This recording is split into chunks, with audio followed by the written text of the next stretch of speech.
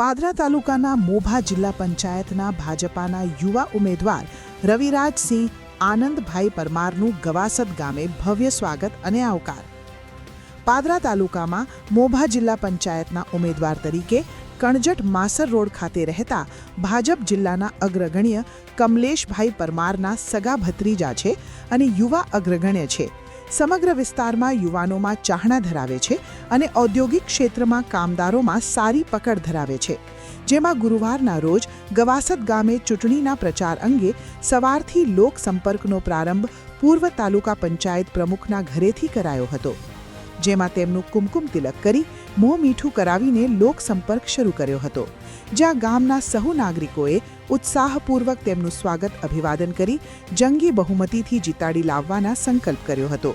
જેમાં તેમની સાથે પૂર્વ ભાજપ જિલ્લા મહામંત્રી કમલેશભાઈ પરમારનું માર્ગદર્શન મળ્યું હતું પ્રારંભથી. ત્યારે આ સીટ ભાજપ માટે સહેલી બનવા પામશે. માતૃરક્ષા ન્યૂઝ, ગોપાલ ચાવડા.